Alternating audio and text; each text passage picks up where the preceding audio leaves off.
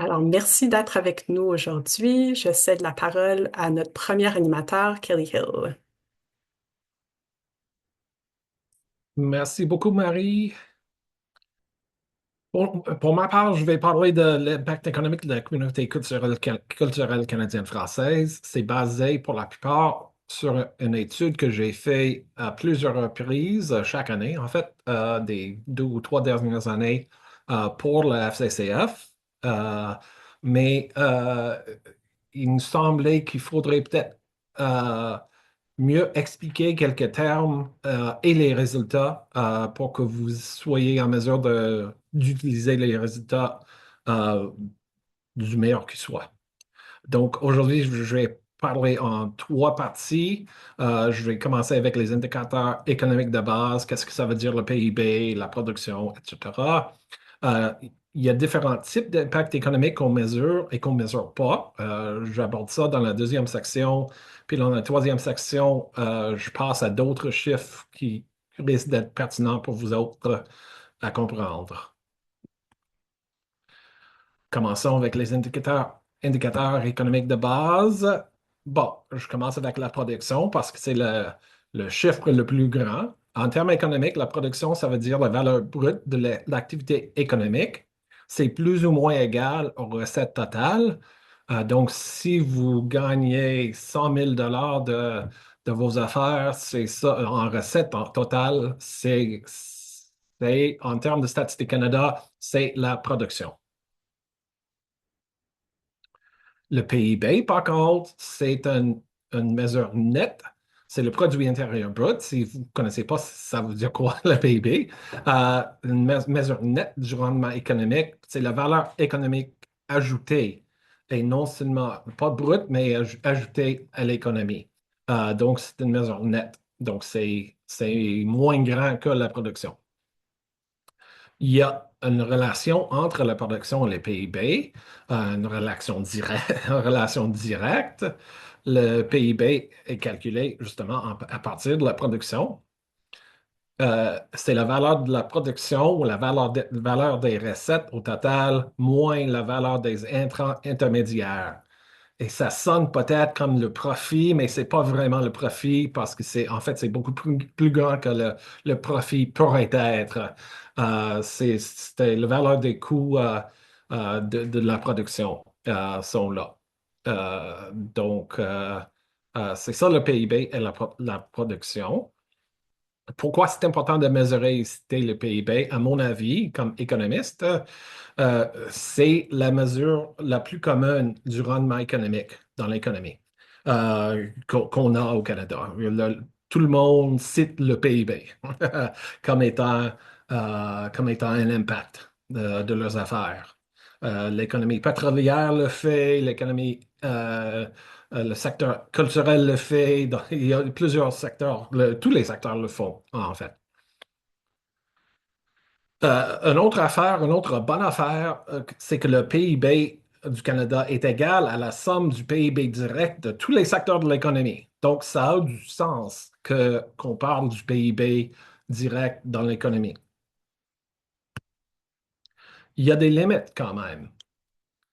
Le PIB ne mesure que les effets financiers. Il y a d'autres bénéfices, bien sûr, que les finances.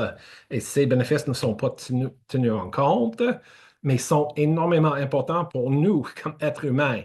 La santé, l'éducation, l'environnement, la joie, le bonheur, tout ça et beaucoup plus ne sont pas mesurés dans le PIB. Donc, il y a des limites. Je suis économiste, mais je sais que je suis économiste à volet social, disons que je comprends qu'il y a beaucoup plus que le PIB, que l'économie dans notre société. Il y a des chercheurs à l'Université Stanford qui le reconnaissent aussi. Ils ont proposé le GDP-B ou GDP Benefits, que j'ai traduit comme étant PIB-B, PIB Benefits. Une fois que vous ayez en main mes diapositives, elles seront disponibles à vous à un moment donné. Tout ce qui est souligné et en bleu, c'est un lien. Donc, si ça vous intéresse de voir ce qu'ils font à l'Université Stanford, il y a un lien juste là. Bon, je pose la question, qu'est-ce qu'un emploi? Mais je présume que vous connaissez ça parce que la plupart d'entre vous ont un emploi. Même si c'est le travail autonome, ça compte comme un emploi. Donc, vous avez tous un emploi, euh, j'imagine. Souvent, on fait en combinaison, on calcule en combinaison les emplois à temps plein et à temps partiel, sans égard que ce soit à temps plein ou à temps partiel. Mais parfois, on mesure ça comme étant en équivalence à temps plein. Bon, si on parle des emplois culturels des francophones en situation minoritaire, j'ai fait une analyse pour la FCCF à partir du recensement de 2021. Et encore une fois, il va y avoir un lien vers l'étude si ça vous intéresse. Parmi les francophones au Québec, il y a 36 100 personnes qui occupent des postes culturels, 7 700 artistes et 2 200 personnes qui occupent des postes de leader artistique.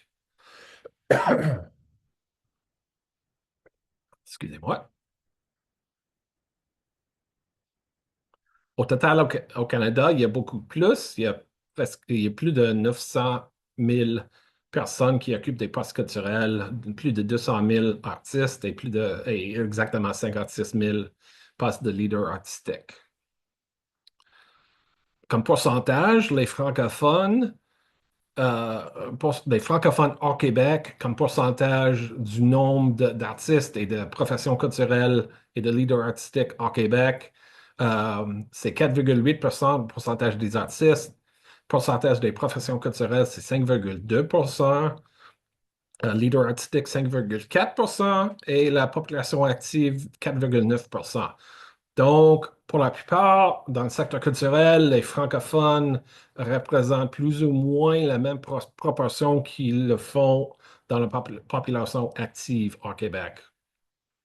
Mais cette proportion de 5,2 des professions culturelles était extrêmement importante pour nous dans le calcul d'impact économique aussi. Mais d'abord, je vais parler de comment ça varie à travers le pays.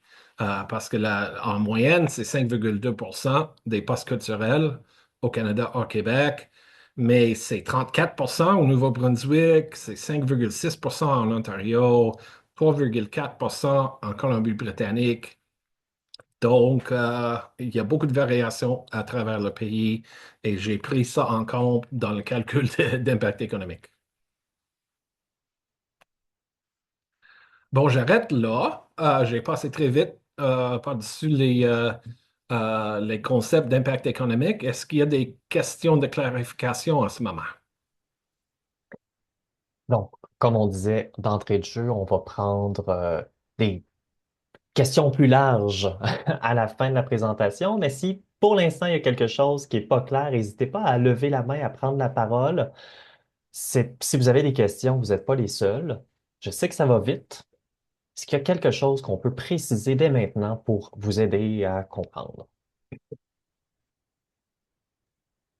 Non, Il y a Marie, oui. quelqu'un dans le clavardage qui demande si on peut revenir sur le graphique précédent. Donc, est-ce que c'est le graphique de la carte, peut-être, la carte du Canada avec les emplois culturels? Parfait. Reprenons, oui, celui avant la carte, donc juste avant. Donc Avant la peut-être carte, pourcentage de francophones. Donc, reprenons là, puis poursuivons ensuite avec le deuxième segment. S'il y a quelque chose d'autre qui mériterait une clarification, n'hésitez pas de le mettre dans le clavardage. Ouais. En général, ce graphique nous indique que les francophones au Québec représentent plus ou moins 5 de la population au Québec et à peu près le même pourcentage des artistes, des travailleurs culturels et des leaders artistiques, avec un peu de variation, mais pas énorme, à mon avis.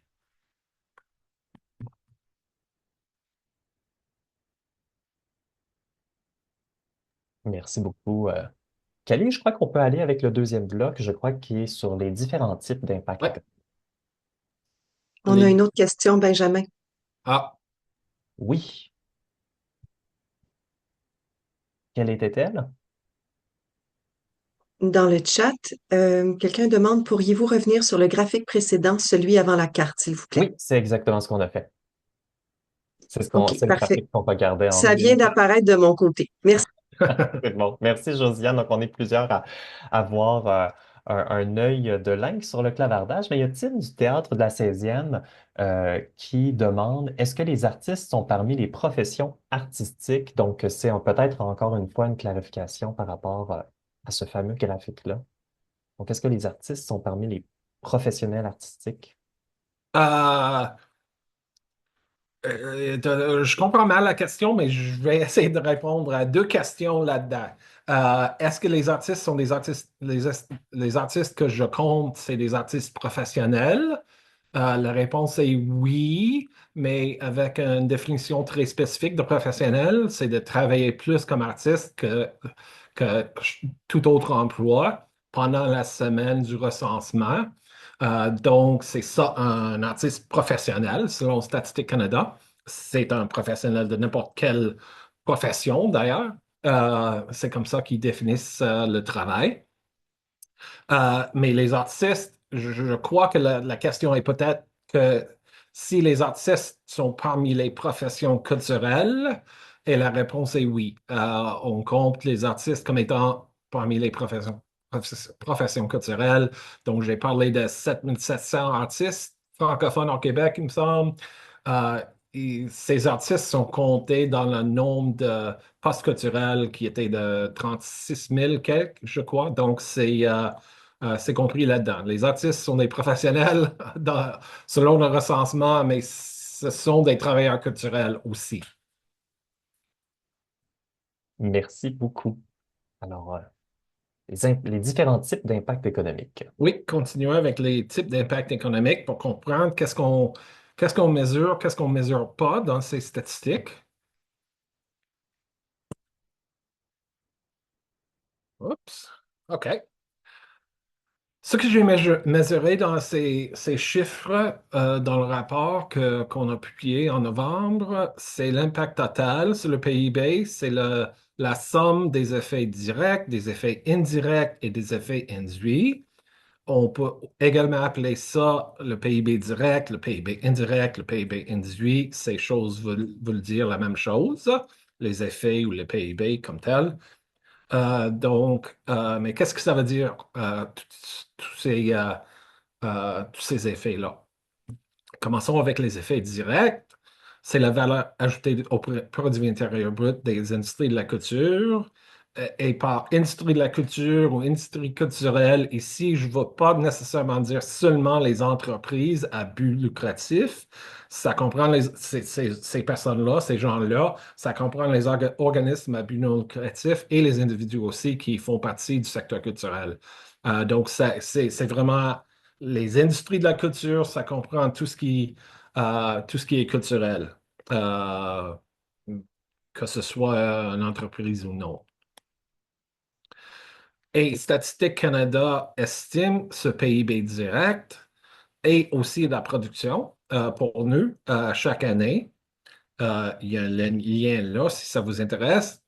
Et une bonne affaire avec ces chiffres-là, c'est que ça repose sur une définition précise du secteur culturel, qui n'est pas toujours le cas, mais c'est le cas avec ces chiffres-là, ces indicateurs de la culture. Ça nous est vraiment cher, ça vaut cher parce que c'est une bonne mesure de ce qui se passe. Et donc, j'ai donc tiré dans mon rapport pour la FCCF et pour vous autres, les calculs du PIB direct ne sont pas vraiment des calculs, ce sont pris, pas des calculs de ma part, c'est des calculs de la part de Statistique Canada. J'ai pris leur statistique, j'ai dit, OK, c'est ça le PIB direct.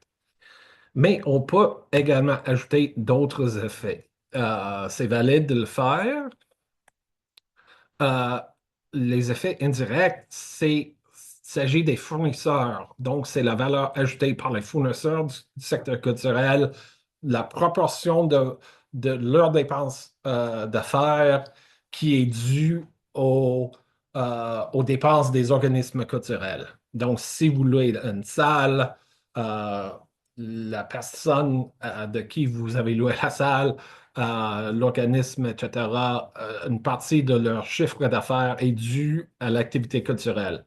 Ça en va de même avec vos dépenses de marketing, sur les assurances, les banques, les caisses populaires, le design. Et on peut aussi penser aux dépenses professionnelles des artistes. Si les artistes sont pensés euh, comme étant des entreprises ou des organismes, c'est d'autres personnes avec qui vous faites affaire si vous payez des artistes. Donc, indirect, c'est les fournisseurs. Et pour ça, Statistique Canada nous offre des multiplicateurs pour ces calculs. Ils appellent ça des multiplicateurs d'entrée-sortie pour chaque province et territoire et pour le Canada au total. C'est basé sur des sondages. Ça doit être très compliqué, ces sondages-là, mais à partir de ces sondages, ils estiment comment se répercute $1 du secteur culturel, ça s'en va ailleurs, ça a un impact sur d'autres industries. Et donc, on estime ça, on met ça en multiplicateur pour les gens comme moi qui aimeraient savoir c'est quoi l'impact total. Les effets induits sont semblables aux effets indirects, mais les effets induits, il s'agit du personnel culturel et du personnel des fournisseurs. Et là, c'est moins le cas on parle moins des chiffres d'affaires de ces gens-là, mais on pense aux dépenses personnelles, du membre du personnel, des artistes que vous payez, des membres du personnel des fournisseurs. Tout ça est compris dans une estimation des effets induits que nous offre Statistique Canada. Les mêmes multiplicateurs, la même base de données des multiplicateurs nous offre un multiplicateur pour les effets induits.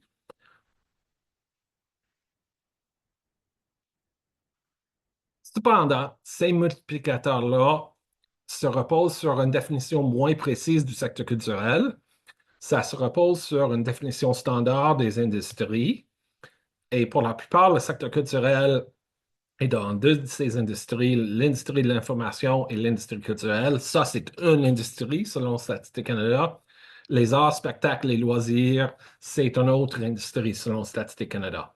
Vous voyez déjà dans les titres de ces industries que ça comprend pas mal de choses, pas mal de sous-industries, si on peut dire, qui sont de nature culturelle, les arts d'interprétation, les établissements du patrimoine, etc., mais aussi beaucoup d'autres qui ne font pas partie du secteur culturel. Le divertissement, les sports, ça ne fait pas partie du secteur de la culture, même si on offre des chiffres sur le sport en même temps que les chiffres sur la culture. Les deux peuvent être ajoutés ensemble, mais pour nous, le secteur culturel ne comprend pas le sport. Donc, c'est pas l'idéal, mais c'est ce qu'on a fait. Donc, on fait un petit voyage en canot avec $100 dans l'économie culturelle. Disons que vous avez un festival culturel qui reçoit $100 en revenus avant la taxe de vente.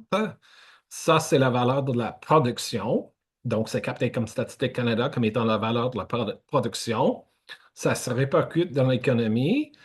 Selon les calculs de Statistique Canada, en moyenne, euh, les effets directs, c'est autour de 53 de ces $100 qui font partie des effets directs.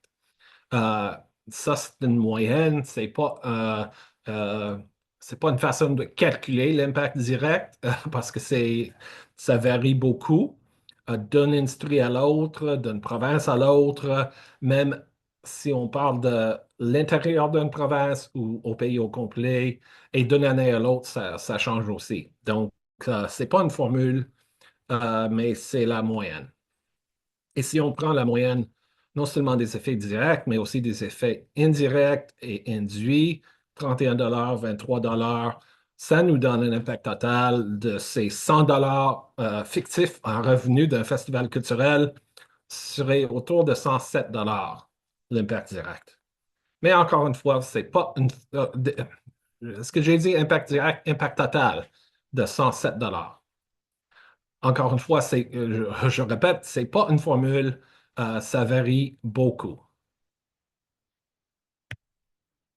Donc, l'étude que j'ai faite, l'étude la plus récente sur l'impact économique de la communauté culturelle canadienne-française, ça porte sur les chiffres de 2022. Qu'est-ce qu'on a trouvé? Au Canada, au total, au Canada, hors Québec, je veux dire, l'impact total sur le PIB est presque 6 milliards de dollars et à peu près la moitié en PIB direct, le PIB indirect et PIB induit aussi sont des parties importantes de ça. C'est ça que j'ai calculé comme les moyennes de 53 dollars, des 100 dollars, etc. Ça, c'est la moyenne à travers le Canada hors Québec. Donc, c'est un impact non négligeable, bien sûr, et je vais parler tantôt de est-ce que c'est un impact énorme ou ce chiffre-là, 6 milliards de dollars, est-ce que c'est beaucoup? Ça dépend. Mais j'ai aussi calculé l'impact dans chaque province et pour les trois territoires aussi. Donc, je vous offre quelques exemples. Au Nouveau-Brunswick, impact total sur le PIB canadien, c'est 741 millions de dollars. Et aussi, on voit qu'avec les chiffres provinciaux, il y a deux volets à ça. Il y a l'impact dans la province et il y a l'impact dans les autres provinces parce que pas ce que vous achetez, ça reste pour la plupart dans la province en général parce que l'impact dans la province est beaucoup plus élevé qu'ailleurs. Mais il y a des achats qui se font à travers le Canada et même à l'international. Et Statistique Canada fait tous ses calculs pour ses calculs du PIB direct et des multiplicateurs. Donc, au Nouveau-Brunswick, 741 millions au Canada, au Québec, et presque 600 millions de dollars au Nouveau-Brunswick propre. La même idée en Ontario, sauf que le chiffre total est beaucoup plus large, 3,4 milliards. Impact total en Ontario, spécifiquement 3,15 milliards, donc beaucoup d'impact euh, à l'intérieur de la province. Et la communauté culturelle est beaucoup plus large en Ontario qu'au Nouveau-Brunswick, donc c'est pour ça que l'impact est plus large, même si la proportion de francophones est beaucoup moindre. Un dernier exemple des provinces au Manitoba, impact total sur le PIB canadien, presque 200 millions de dollars et 161 millions impact total au Manitoba propre. Donc, je vous offre ces chiffres-là, ces graphiques-là pour chaque province et pour les trois territoires, c'est dans le rapport. Il y a d'autres types d'impact économique qu'on n'a pas mesurés, les effets connexes. Et je vous explique c'est quoi et pourquoi on ne l'a pas mesuré. Ça comprend, par exemple, le logement, les restaurants, le magasinage, le transport. On n'a pas mesuré tout ça. Pourquoi? C'est très difficile à faire. Et il y a la question d'attribution aussi. Par attribution, je veux dire quelle proportion des dépenses sur les restaurants est réellement due à l'activité culturelle. On pose comme économiste la question de si on n'est pas allé au restaurant ce soir-là euh, et ensuite participer à une activité culturelle, est-ce on aurait dépensé sur d'autres choses en même temps? Est-ce qu'on aurait mangé ailleurs? Est-ce qu'on aurait commandé quelque chose à livrer? Donc, c'est pour ça que c'est moins accepté pour les économistes, par les économistes, ces effets connexes, mais c'est aussi très difficile à mesurer, à préciser exactement c'est quoi ces effets connexes. Avant de vous laisser la parole, de poser des questions, je me pose quelques questions que vous avez peut-être en tête. Pourquoi 2022? Simplement parce que il s'agit des estimations les plus récentes de l'impact direct de la culture par province. Et il nous fallait ça par province parce qu'on a calculé ça, l'impact par province. Ça date de 2022, donc c'est pour ça que qu'on est resté en 2022 pour les statistiques. Et j'explique ça, j'explique pas ça parce que ça prendrait une autre heure au complet, mais il y a deux façons de calculer les impacts, les industries culturelles ou les produits culturels plus spécifiquement. Et on a pris ça pour les industries culturelles parce que Statistique Canada a dit que c'est plus comparable à d'autres industries. Merci Donc, beaucoup, je Kelly. vois dans le clavardage, il y a peut-être déjà des Il questions. n'y a pas de questions dans le clavardage. Moi, je propose qu'on aille tout de suite avec le troisième bloc, comme on a pris un peu plus de temps qu'anticipé. Puis s'il y a des questions, on les prendra à la toute fin. Donc, n'hésitez pas à poster vos questions dans le clavardage. On va enchaîner avec des chiffres pertinents et on reviendra avec les questions à la fin. Merci beaucoup. OK, maudite deuxième section longue.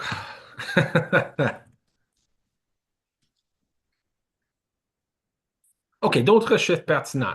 Le PIB, plus généralement, non seulement pour les francophones au Québec, mais au total au Canada, dans le milieu majoritaire, et d'autres indicateurs économiques par industrie, des comparaisons avec ça. Donc, je vous offre un tableau avec plusieurs colonnes qui apparaissent peut-être deux colonnes à la fois. Au total, au Canada, j'ai mis là-dedans des chiffres, les chiffres les plus importants de l'impact économique au total au Canada, au total au Québec, la production, le PIB direct. On voit déjà il y a personne que je connais qui a calculé le PIB indirect ou induit euh, au total au Canada ou au total hors Québec. Euh, mais dans le milieu minoritaire hors Québec, bien sûr, on vient de voir que c'est un impact total de presque 6 milliards de dollars, impact direct de presque 3 milliards de dollars. Dans le milieu majoritaire hors Québec, l'impact direct sur le PIB, c'est 52,5 milliards.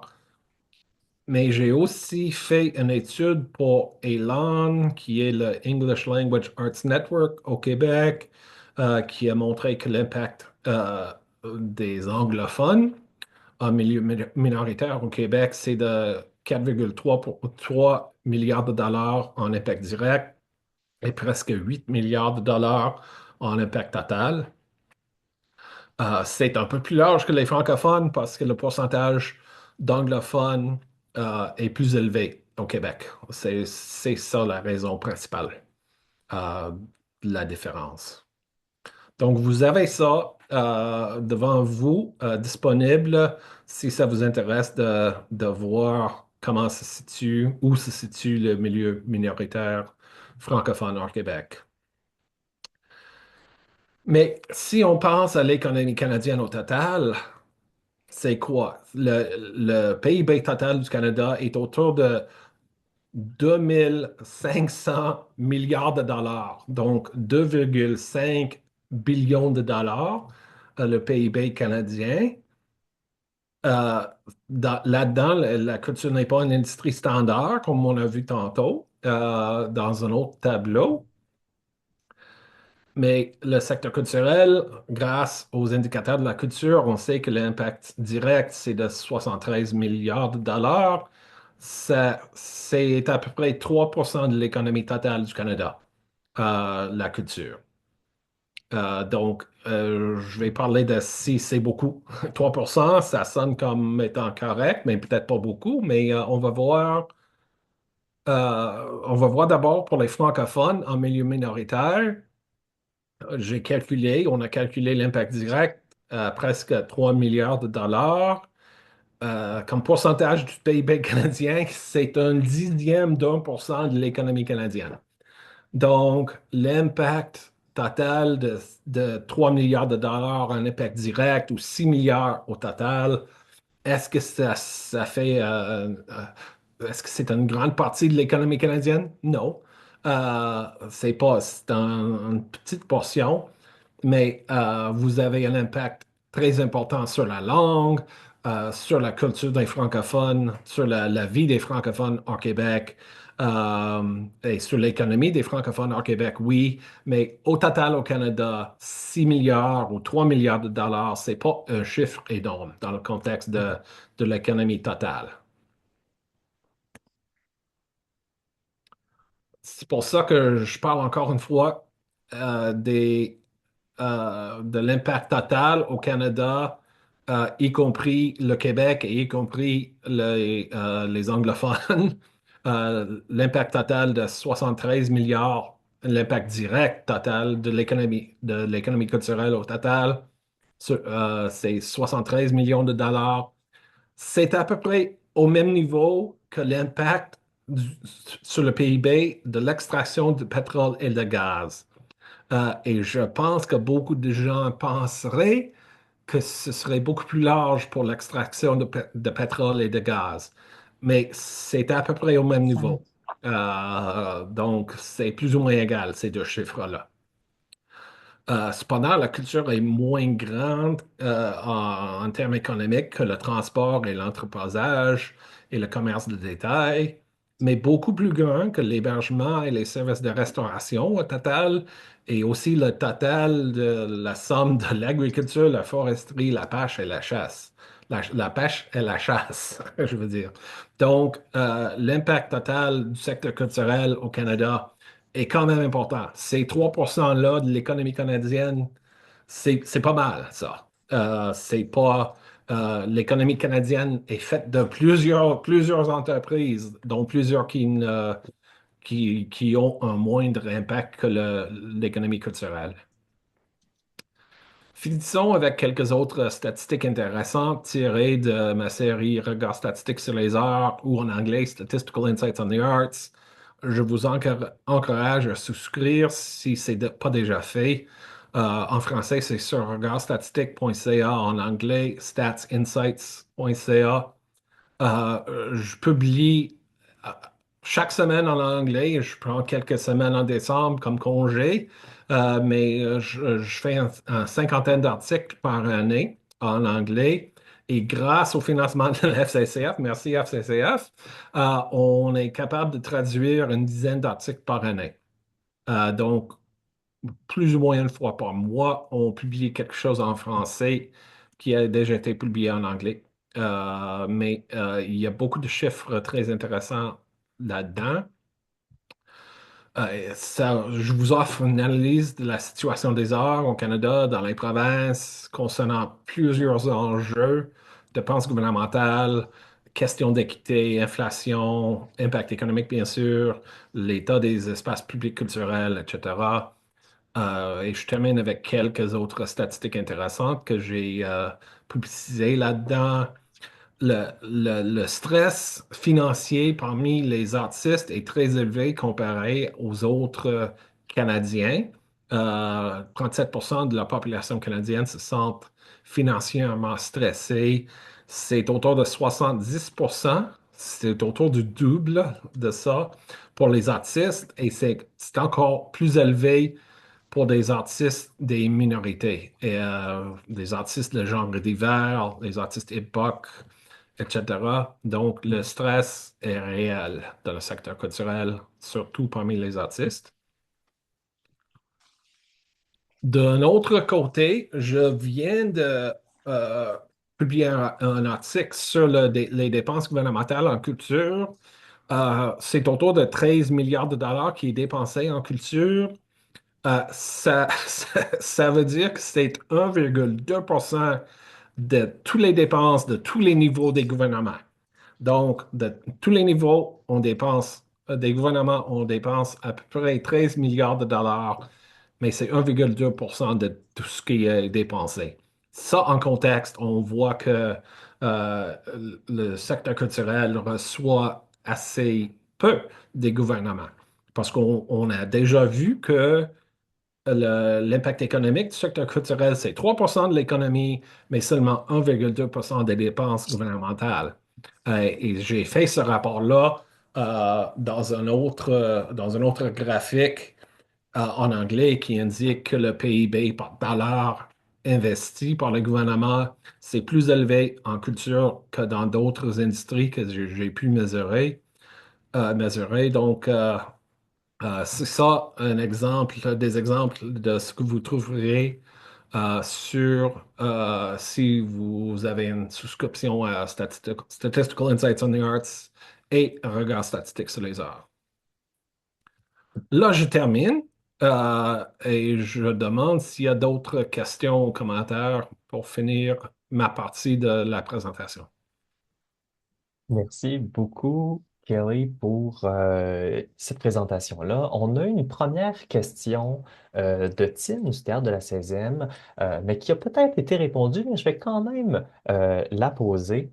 Donc, pour les impacts du secteur de la francophonie minoritaire par province, est-ce que votre étude comprend une comparaison avec l'apport du secteur culturel général de la province au PIB de la province? Donc, c'est ça. Non, ça n'a pas été fait dans l'étude. Ça pourrait se faire, mais ça devient compliqué parce que dans l'étude, on mesure les impacts, les effets directs, indirects et induits. Et pour le secteur culturel au total, dans chaque province, j'ai seulement l'impact direct. Donc, il faudrait comparer les choses de la bonne façon et prendre juste les effets directs qui pourraient se faire, mais c'est compliqué à expliquer que le chiffre des francophones est assez large et le chiffre des anglophones, disons, est pas aussi large que ça aurait pu être si on a compté les effets indirects et induits. Donc, c'est pour ça qu'on l'a pas à faire cette fois-ci, mais c'est une possibilité. C'est pas compliqué à faire, mais c'est de comment l'expliquer, c'est la difficulté. Ouais. Donc, pour clarifier, là, on a l'impact économique des communautés culturelles canadiennes, françaises dans chacune des provinces. Donc, dans la Mhm. province, on a ces montants-là à la fois direct, indirect et induit, mais on n'a pas le total du secteur culturel. C'est ce qui n'est pas on a pour le PIB, je veux pas, le PIB total, je crois qu'on dit, mais on l'a pas pour le PIB là, spécifique pour le secteur culturel, francophone, anglophone et d'autres langues. On a une autre question de Raphaël Durafa. Alors, Raphaël, je te donne la parole. Allô, merci pour la présentation. Une petite question sur les effets connexes. Mhm. Parce que je sais il y a certains lieux qui doivent mesurer les effets connexes. Je pense que l'exemple est souvent cité de langue qui, à cause, directement à cause de Lord of the Rings qui a été tourné là, il y a toute une industrie touristique qui est Mhm. apparue autour de ça, puis il y a des gens de partout au monde qui viennent Ouais. pour visiter la Nouvelle-Zélande parce que c'est Ouais. le lieu du film, puis tout ça. On peut imaginer il y a des choses comme ça qui se passent au Canada aussi, puis je comprends que c'est difficile à mesurer, mais euh, moi j'ai l'impression que c'est plus grand cet effet-là qu'on l'imagine. Mhm. Euh, Est-ce qu'il y a des façons de l'estimer? Est-ce qu'on peut se permettre d'estimer ça? Euh, je ne connais pas de façon facile de l'estimer. Ça prend un sondage des visiteurs pour dire quelle est l'importance de l'activité culturelle dans votre visite. Donc, dans le cas de la Nouvelle-Zélande, si ces gens sont venus seulement pour visiter ça ou principalement pour visiter ça, c'est valide de l'inclure, mais pour d'autres personnes, c'est peut-être une partie de leur visite, une partie. Est-ce qu'ils ils sont allés en Nouvelle-Zélande juste vraiment pour ça? Et ça veut dire quoi vraiment? Donc, c'est très difficile à, à distinguer les gens qui font ça euh, en particulier à cause de l'activité culturelle et les gens qui feraient ça quand même s'il n'y avait pas d'activité culturelle. Ça en va de même pour le tourisme ou pour les restaurants avant un événement artistique le soir. Euh, mais je suis d'accord que ça peut être des montants intéressants parce que normalement, ça a été mesuré dans quelques études ici et là et ça l'a fait souvent de doubler l'impact total dont j'ai parlé aujourd'hui. Donc, c'est un impact important, mais c'est un impact avec lequel pas tout le monde, avec lequel c'est pas tout le monde qui est d'accord avec ça, d'inclure ça ou comment inclure ça ou à quel niveau. Euh, Est-ce qu'on inclut les gens qui vont uniquement pour ça ou principalement pour ça ou plus ou moins pour ça. Donc, c'est très grisâtre à travers tout ça. Donc, c'est pour ça que je dis que c'est bien difficile à mesurer. Merci beaucoup, Raphaël, pour la question et Kelly pour la réponse. On a peut-être le temps d'une dernière question. Donc, j'invite une personne à lever la main, prendre la parole avant d'aller à notre prochaine étape. Ben, merci beaucoup. Kelly, est-ce que tu as peut-être des mots de la fin? Tu as déjà mentionné ton infolettre. Donc, pour une personne qui chercherait à en apprendre davantage, à peaufiner ses connaissances économiques, est-ce que tu aurais des conseils là, pour une personne qui commence à jongler avec ces chiffres-là?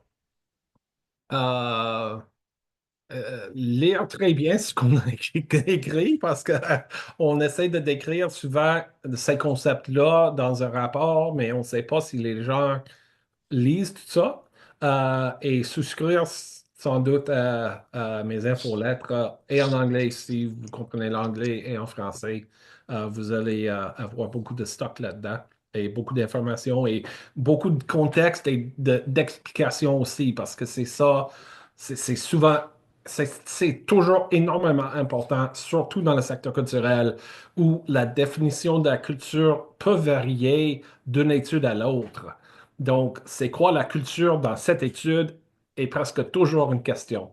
C'est pour ça que j'ai mentionné comment la définition du secteur culturel est bonne euh, dans les indicateurs de la culture parce que c'est pas toujours le cas.